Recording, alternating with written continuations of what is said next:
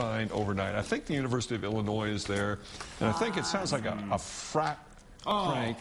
And you wouldn't know anything about that, would you? As a former fraternity member, I guess you're always a fraternity member. I resent that comment. You resemble that? None of us were smart enough to figure out how to hack into anything. All right, let's go ahead and show you this. Pretty cool shot. This came in from a viewer.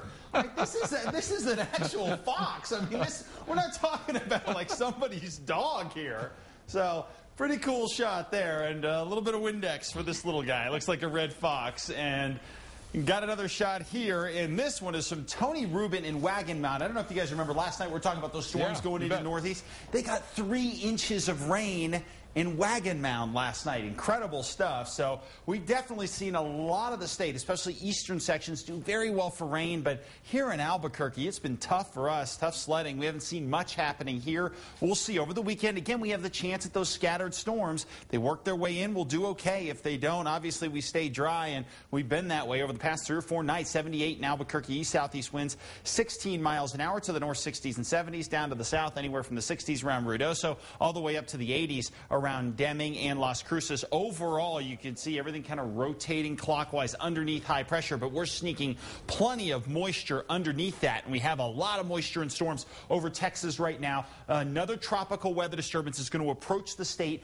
over the weekend. This one's going to turn to our south. It isn't going to come right through New Mexico, but as it does slide to the south, it will provide enough lift across southern New Mexico when you combine that with all the moisture that we have to sustain some pretty good thunderstorms across the southern half of the state, and it looks like we could even get some scattered stuff here in central and northern sections. So let's go ahead and take a look at the real bullseye areas here for the next 24 to 48 hours. One of them, southeastern New Mexico. Once again, heavy rain will be possible in pockets. It's not going to be across the board. Same deal in the southwest. Pockets of heavy rain will be a possibility. Meanwhile, here in central sections around Albuquerque and points to the north, we're going to be looking at scattered showers as well.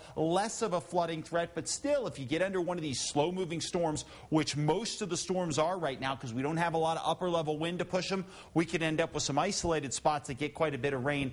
But overall, again, it's going to be more areas of mist than hit across the north, but at least we have the chance to grab some storms out there throughout the weekend. And then as we head into next week, things start to dry out for us just a bit more. So across the northwest and in southwestern Colorado, isolated storms over the weekend. You guys are not going to be the focus of what happens, but still the chance, especially near the mountains, to grab a couple days of brief thunderstorms, and then we head into next week when we completely dry out. Back toward the south and west, scattered to numerous storms here, 85 Silver City, 87 Las Cruces, and 93 down in Lordsburg. Over to the southeast, another area here where we have to watch out for those storms tomorrow and into Sunday as well. 87 Roswell, 89 in Fort Sumner. Your Roswell extended forecast chance of storms stays with us through the next couple of days, and then into the beginning of next week we won't see as much activity out there. North and east, you guys have been hit regularly with storms, and we're going to have that possibility continue over the weekend, especially over mountain sections, and as you head out into the plains, we'll continue with that chance of showers as well. And again, over the northern mountains, good chance to pop up a few storms